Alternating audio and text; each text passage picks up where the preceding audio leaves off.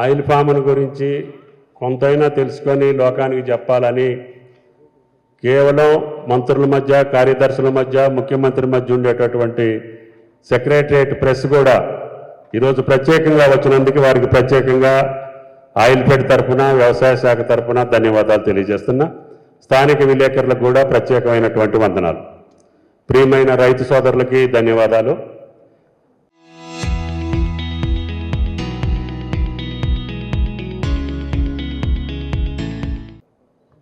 ఇంకా మంత్రి గారు, ముఖ్యమంత్రి గారు గద్వాలు ఉన్నారు.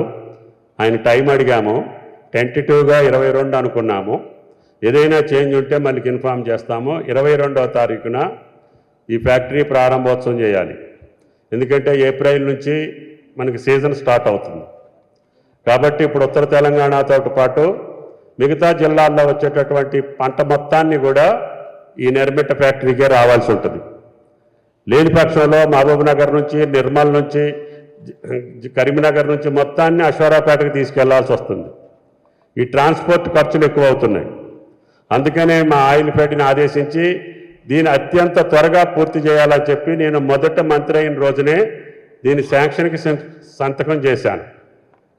అందుకని ఇది హైదరాబాద్కి, తెలంగాణకి కేంద్ర ప్రాంతం. ఇది అంటే సిద్దిపేటకి ఏ పక్కన చూసుకున్నా కూడా తెలంగాణ సమాన దూరంలో ఉంటుంది. కుడి ఎడంగా కొత్తగూడెం జిల్లా తప్ప కొద్దిగా అన్ని జిల్లాలకి తెలంగాణకి సెంటర్ పాయింట్లో సిద్దిపేట ఉంటుంది. అందుకనే ఈ ఫ్యాక్టరీ త్వరగా నిర్మాణం చేస్తే తెలంగాణలో పండేటటువంటి పంట ఎక్కడా కూడా ఒక్క గెల కూడా నష్టపోకుండా రైతుకి క్రష్ చేసేటటువంటి, ప్రాసెస్ చేసేటటువంటి విధానం ఇక్కడే ఉండాలని చెప్పి ఇక్కడే ముఖ్యమంత్రి గారిని అడిగి రిఫైనరీ కూడా, ఇప్పుడు వరకు తెలంగాణలో రిఫైనరీ లేదు. క్రూడ్ ఆయిలే దీన్ని తయారు చేస్తుంది. క్రూడ్ నుంచి మళ్ళీ బయటికి వెళ్ళి బయట రాష్ట్రాల్లో వాళ్ళు తీసుకెళ్ళి రిఫైన్ చేసి మళ్ళీ మనకి విజయ బ్రాండ్ తోటి మనకు అమ్ముతున్నారు. ఆ పరిస్థితి కూడా ఉండకూడదని చెప్పి రిఫైనరీకి కూడా ఆ రోజే శంకుస్థాపన చేయాలని నిర్ణయించుకున్నాం. అది కూడా సుమారు 40 కోట్ల రూపాయలు అవుతుంది. శ్రీకాంత్ గారు చెప్పారు, ఈ ఫ్యాక్టరీకి కావాల్సిన విద్యుత్ శక్తి కూడా మేము ఎవరిని అడగాల్సిన పని లేదు, మేమే తయారు చేసుకునేటటువంటి అవకాశం.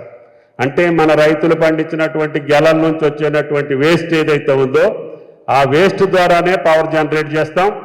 అవసరమైతే మాకంటే మిగిలిన పవర్ని మళ్ళీ రైతాంగానికి ఇస్తామని చెప్పి కూడా మీకు ఈ సందర్భంగా మనం చేస్తున్నాం. కాబట్టి నా కోరిక ఒకటే, కలెక్టర్ గారు చెప్పినట్లుగా క్రాప్ డైవర్సిఫికేషన్ కాకపోతే భవిష్యత్తులో రైతాంగం బాగా నష్టపోతుంది. ఇప్పుడు మా బాలకృష్ణ చెప్పారు, ఆయన వరి పొలం వేశాడు కానీ గుండె దడదడ అంటుంది.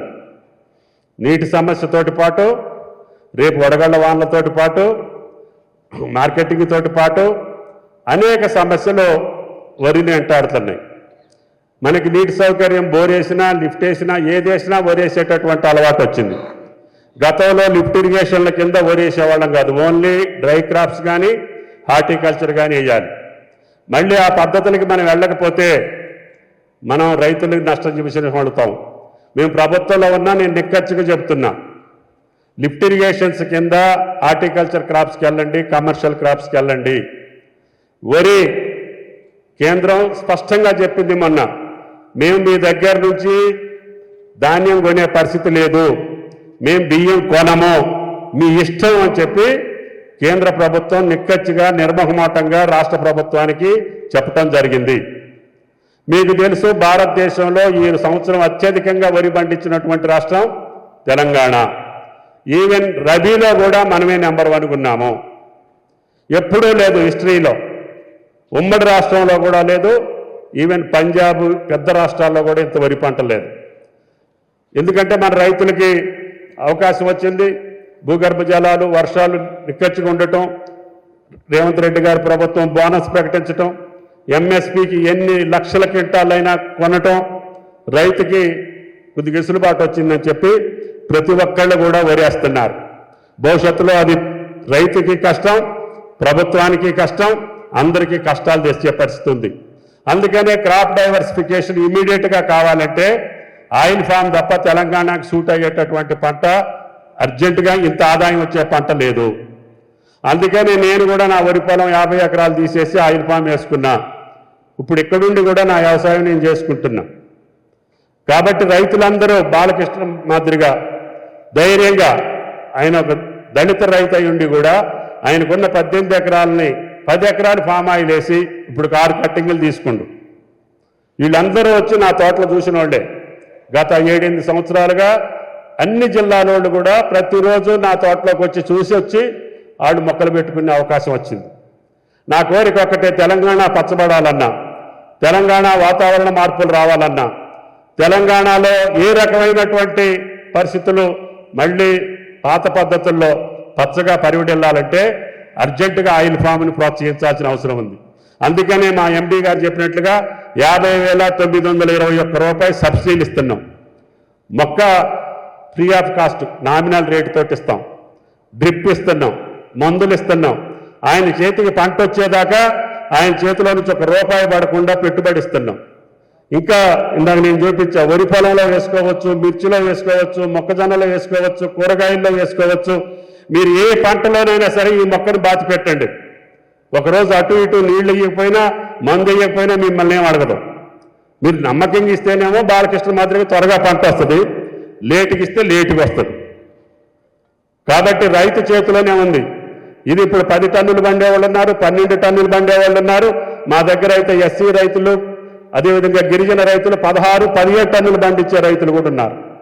ఎందుకంటే వాళ్ళు పశువులు అందుట్లోనే పెట్టుకోవటం, ఆ పెంట వేయటం, వాళ్లే సొంతంగా వ్యవహారం చేసుకోవటం, జాగ్రత్తగా చేసుకునేటటువంటి రైతులకి 15-16 టన్నులు వస్తుంది. నేను మంత్రి అయ్యే రోజు తెలంగాణలో ప్రమాణ స్వీకారం చేసి ఈ ఫ్యాక్టరీకి సంతకం పెట్టే రోజున 12,000 చిల్లర ఉంది టన్ను. నేను కేంద్ర ప్రభుత్వం మీద దెబ్బలాడి ఇంపోర్ట్ డ్యూటీ వేపించి ఇప్పుడు 21,546 రూపాయలు ఉంది. రేపు భవిష్యత్తులో నాకు 25,000 మినిమం గ్యారంటీ ప్రైస్ కావాలని మోడీ గారిని, కేంద్ర ప్రభుత్వాన్ని పదే డిమాండ్ చేస్తున్నాం. ఈ సంవత్సరం అత్యధికంగా పామాయిల్ వేసినటువంటి రాష్ట్రాల్లో నా రాష్ట్రం, తెలంగాణ రాష్ట్రం, మన రాష్ట్రం నెంబర్ 1గా ఉంది. భవిష్యత్తులో ఈ 3 సంవత్సరాల్లో ఇంకా సుమారు కనీసం 4 లక్షల ఎకరాలు, నేను 10 లక్షలు ఉంది నా కోరిక, కానీ మా వాళ్ళు అంత పెద్దగా ఏపీయట్లేదు. కాబట్టి జిల్లా కలెక్టర్లందరినీ నిన్న కూడా కాన్ఫరెన్స్లో చెప్పాను, మనం ఉన్న కాలంలో ఎంతమంది రైతులను సంతోషంగా ఉంచగలిగామనేది మీ ఉద్యోగానికి, మా మంత్రి పదవికి గీటురాయి.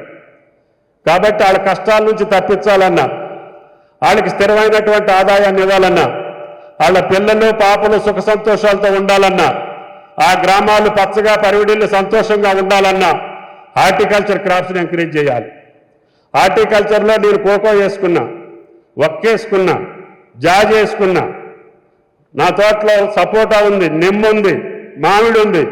బాలకృష్ణ మాదిరిగానే పోతంతా రాలిపోయింది. సపోటా మొత్తం కోతులు తెంపేస్తుంటాయి. నిమ్మ ఒకసారి కిందికి వెళ్తుంది, ఒకసారి పైకి వెళ్తుంది. కొబ్బరి ఉంది, ఈ సంవత్సరం బాగానే ఉంది, కొన్ని సంవత్సరాలు కొబ్బరి కూడా కొనేవాళ్ళు లేడు. అందుకని కర్ణాటకలో వక్కేస్తూ ఉంటే అక్కడ బండింది మనకెందుకు బండదని వాళ్ళు వక్కేసా. నిన్న మొన్న నాది కూడా ఒక్క కట్టింగ్ జరిగింది. జాజి కూడా వేసా, ఇంకో 2 సంవత్సరాల్లో జాజి కూడా క్రాప్ వస్తుంది. ఇప్పుడు నా తోటలో తోటలో పుచ్చేసా, ఆ ఫోటోలు కూడా తెచ్చా, కానీ స్క్రీన్ పెట్టమంటే మా వాళ్ళు పెట్టలా. పుచ్చలో ఒక పుచ్చ కూడా వేసాను, వాటర్ మిలన్ కూడా వేసాను. 3 సంవత్సరాల్లో 3 పంటలు వేసాను.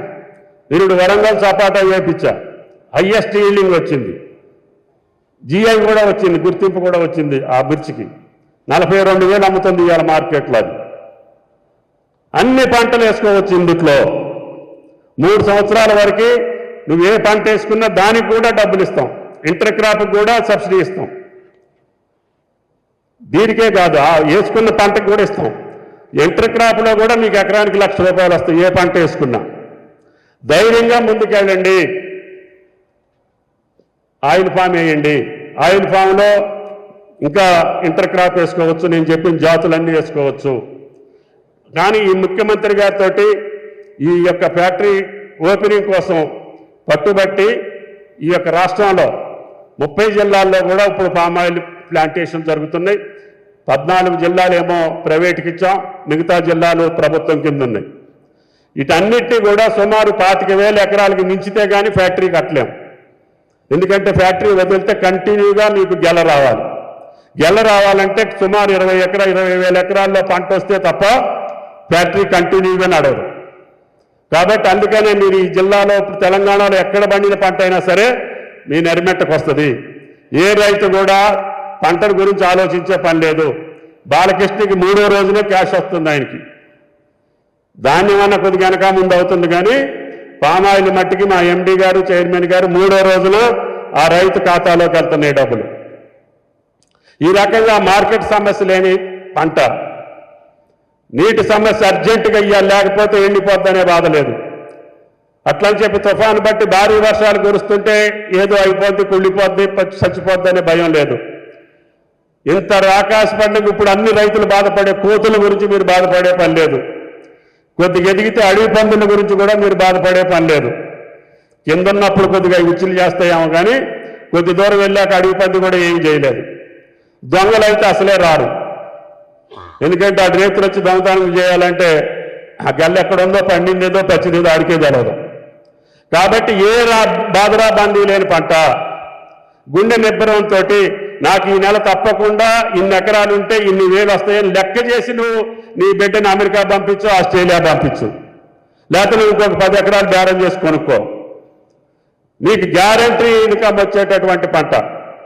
ఉద్యోగస్తులకు కూడా జీతం ఒకసారి అటు ఇటు అవుతుందేమో, కానీ మా బాలకృష్ణ లాంటి ధైర్యం చేసిన రైతుకి ఏమాత్రం కూడా లోటు లేకుండా చేసే బాధ్యత తెలంగాణ ప్రభుత్వాన్ని అని చెప్పి మీకు ఈ సందర్భంగా మనం చేస్తున్నాం. కాబట్టి దయచేసి ఈ ఫ్యాక్టరీ ప్రారంభోత్సవానికి తెలంగాణ జిల్లాల నుంచి మొత్తం రైతాంగాన్ని మా చైర్మన్ గారి ఆధ్వర్యంలో ఇక్కడికి తీసుకొస్తున్నాం. 3 రోజులు మీకు సంబంధించినటువంటి స్టాల్స్ అన్నింటినీ ఇక్కడ పెట్టమని చెప్పాను. రైతాంగానికి కావాల్సిన మిషనరీ కానీ, టెక్నాలజీ కానీ, విత్తనాలు కానీ, ఎరువులు కానీ, రైతుకి ఏ పనిముట్టు అయితే ఉపయోగపడుతుందో అన్నిటినీ కూడా ఇక్కడ పెట్టమని చెప్పాను. 3 రోజులు 20, 21, 22 3 రోజులు కూడా రైతాంగం మొత్తం వచ్చి చూడొచ్చు. అట్లాగే సెషన్ కూడా పెట్టమని చెప్పాను డిస్కషన్కి. ఒక 5,000 మంది రైతులు కూర్చునేటట్టుగా, అందుట్లో శాస్త్రవేత్తలు కావచ్చు, ఆదర్శ రైతులు కావచ్చు, మా బాలకృష్ణ లాంటి ధైర్యం చేసిన అనుభవాలు కావచ్చు, చెప్పి రైతులతోటి మెప్పించుకొని రైతులకున్న సందేహాల్ని, సలహాల్ని, సూచనలు కూడా, వాళ్ళ బాధలను కూడా విని ప్రభుత్వం ఇంకా దీన్ని మెరుగైన పంట ఏ రకంగా ముందుకు తీసుకెళ్లాలో ఈ యొక్క నిర్మెట్టలో జరగబోయేటటువంటి ఈ ఫ్యాక్టరీ ప్రారంభోత్సవ కార్యక్రమాన్ని ఒక పండుగ వాతావరణంలో చేయాలని, ఉగాది పండుగ రోజున మొదలు పెడదాం అనుకున్నా, కానీ ముఖ్యమంత్రి గారికి వేరే కార్యక్రమాలు ఉన్నాయి. అక్కడ ఆ రోజున పంచాంగ శ్రవణం ఉంటుంది, సినిమా అవార్డ్స్ ఉంటాయి, మంచి ఉంటాయి, చెడ్డ ఉంటాయి, మళ్ళీ అర్జెంటుగా పోవటానికి వీలు అవదని చెప్పి ఆదివారం అనుకున్నాము. ఇప్పుడు ముఖ్యమంత్రి గారు గద్వాల పోయారు, రాగానే కలెక్టర్ గారికి ఆ టైమింగ్స్ కూడా మీ ముందు ఉంచడం జరుగుతుంది. కాబట్టి నా కోరిక ఒకటే, ముఖ్యమంత్రి స్థాయిలో దీన్ని ప్రారంభోత్సవం చేసి దీని వ్యవహారం బయటకు వస్తే, ఈ రోజు వచ్చినటువంటి హైదరాబాద్ ప్లస్ రాష్ట్రం మొత్తాన్ని దీన్ని పరిచయం చేయడానికి ప్రయత్నం చేస్తే, నా రైతులు త్వరగా అర్థం చేసుకొని ఈ యొక్క కష్టాల నుంచి బయటపడతారు, వాళ్ళకి ఆదాయం పెరగాలి, వాళ్ళు సంతోషంగా ఉండాలనే కోరిక తప్ప నాకు వేరే ఆలోచన లేదు అని చెప్పి మీకు ఈ సందర్భంగా మనం చేస్తున్నాం. ఆయిల్ఫెడ్ చైర్మన్ జంగా రాఘవరెడ్డి గారు, ఆయిల్ఫెడ్ ఎండి గారు, జిల్లా కలెక్టర్ గారు, సిపి గారు, అధికారుల పాత్రిక అందరికీ నమస్కారం. ఈ మధ్య నేను గుజరాత్కి వెళ్ళినప్పుడు అక్కడ పాల సేకరణ ఉద్యమము గురించి అక్కడ అమూల్ ఫ్యాక్టరీకి వెళ్ళి చూసినాను. నేను కూడా కోఆపరేటివ్ నుంచి ఉన్నా కాబట్టి చూసినప్పుడు అక్కడ పాల సేకరణ అనేటువంటిది ఒక గ్రామాల స్థాయి నుంచి చాలా కష్టంతో స్టార్ట్ అయితే ఇలా అమూల్ ఫ్యాక్టరీ యొక్క స్టేటస్ మీకు తెలుసు. దానికి అంకురార్పణ చేసింది కురియన్ గారు.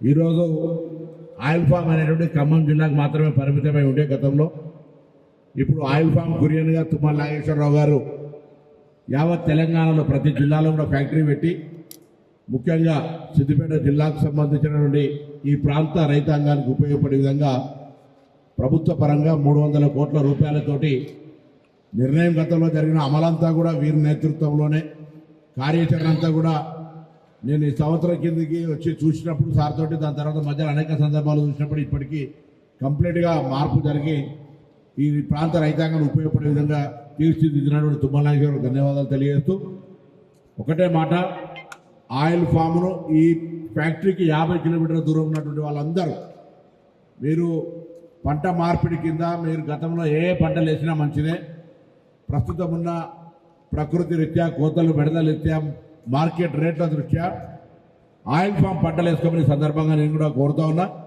తప్పకుండా ఈ ఫ్యాక్టరీకి అయ్యే విధంగా ఇప్పుడు ఎందుకంటే ఫస్ట్ ఫేజ్లో వాటర్ ప్రొడక్షన్ స్టార్ట్ చేస్తారో దీనికి హైయెస్ట్ కెపాసిటీ ఉంది. ఆ కెపాసిటీ పూర్తిగా ఉపయోగించుకునే విధంగా ఇంకా ఎక్స్పాన్షన్ పోయే విధంగా ఈ ప్రాంత రైతులు ఆయిల్ ఫామ్ను వేయాలని కోరుతూ దానికి సంబంధించిన అన్ని చర్యల్ని అధికారులుగా ఈ ప్రాంత ప్రజాప్రతినిధిగా తీసుకుంటామనే మాట గౌరవ మంత్రి గారికి హామీ ఇస్తూ ఈ యొక్క ఆయిల్ ఫ్యాక్టరీకి కార్యరూపం తెచ్చినటువంటి మంత్రి గారు ధన్యవాదాలు. ఆయిల్ ఫామ్ అనేటువంటిది ఈ ప్రాంతంలో మా ప్రాంతంలో పండది అనేటువంటి అపోహ నుంచి తొలగించి ఆయిల్ ఫామ్ను ఆదాయ మార్గంగా చూపెట్టినట్టు మీకు ధన్యవాదాలు తెలియజేస్తాను.